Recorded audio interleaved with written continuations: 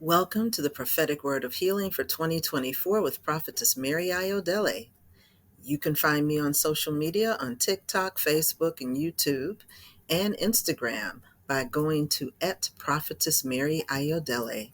You can also find my podcasts on all the main podcast carriers and platforms like Amazon Music and Spotify, and it's named Facing the Situation, Building Spiritual Resiliency.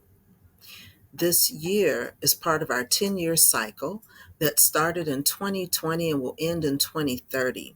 This 10-year cycle is going to be a little exciting for most people. So I want to remind everyone to build in a rhythm for your life that includes rest, reflection, gentleness, and compassion for yourself and others so you can weather the storms that you may see and that may come your way.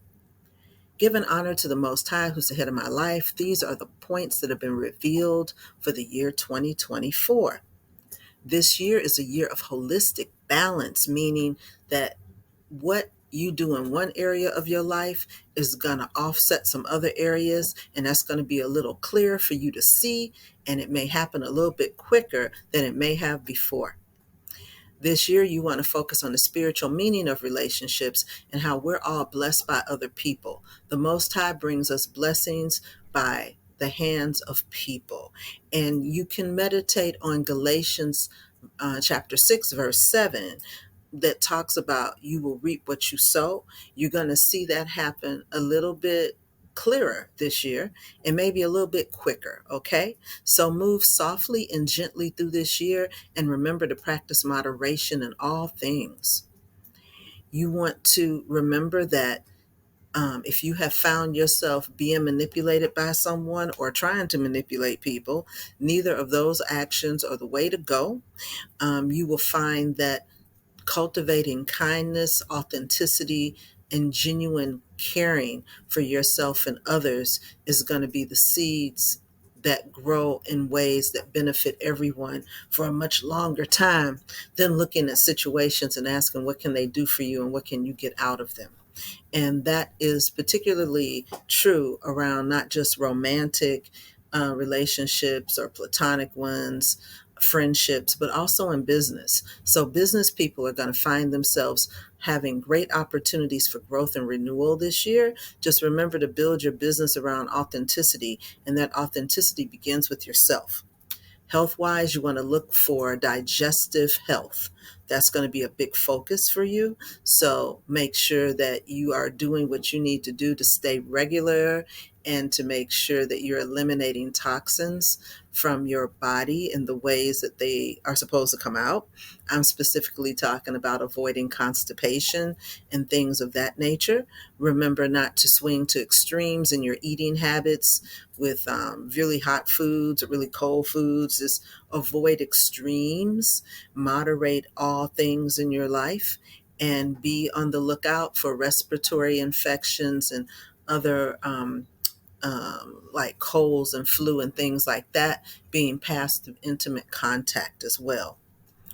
Financially, you want to practice moderation. If you're purchasing something that is not a necessity, if you intend to spend $500, go in and see if you can only spend $250. Make a game of it for yourself, but make it intentional and practice moderation. If you are facing bills that are necessary that you don't feel like you can negotiate around, like utilities and things, ask for discounts. Negotiate your credit card percentages of interest on them. Make sure you think about moderating all expenditures. Special projects for this year are to sort your family photos, showcase your ancestors' photos, collect and curate them, organize them. If a family member has a photo of a distant ancestor or even a close one, and that's the only known photo, ask if they'll snap a picture of it and send it to you. Digitally now, people can do that without a lot of hassle. And make sure and feed people in your community that are underprivileged. And that really means hands-on, like make sandwiches and give them to the homeless when people are standing at the corners asking for money.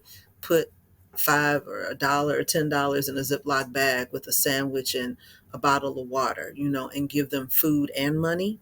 If you're unable to do that because you don't drive or you don't have access to that kind of environment, make sure to see if you can volunteer at a local faith-based event like church, synagogue, temple, mosque, whatever it is, or a nonprofit where you can actually, give people food. If you can't do that, see if you can donate specifically to food events that feed underprivileged people, okay?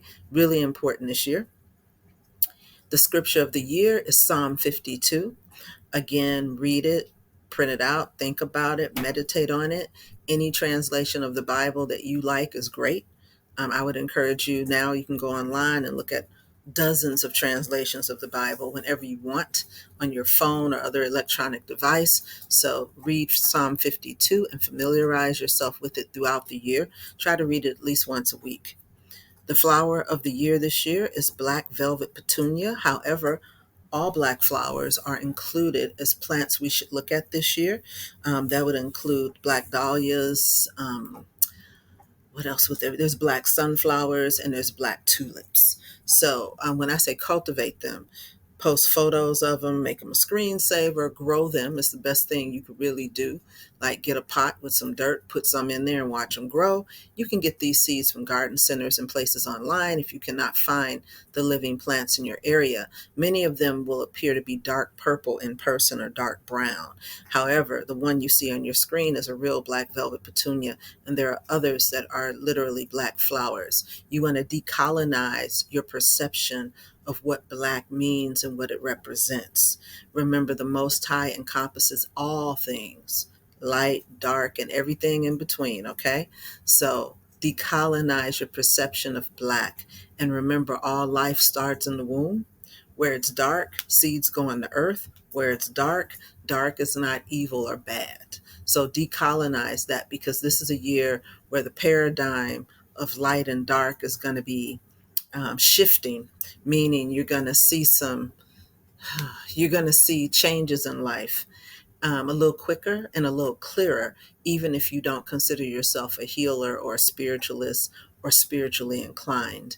And in order to dance with the blessings that are coming your way, any fears you have about darkness can hinder your blessings, actually, if you want to hear the direct truth on that. So I appreciate each and every one of you. Be blessed and dance through this new year with love, light, joy, and embracing the fullness and richness of the earth and the darkness that we all come from, which is the womb. Bless the wombs if you have one. If you don't, bless the womb you came from and the wombs of everyone around you. And remember that the Most High is bigger than our fears of light, dark, and the Most High is so much bigger than what we imagine and encompasses so many things. And I want to encourage you to read the good book of your faith and to grow in love and joy and in all ways possible. Be blessed. Love you guys. Bye-bye.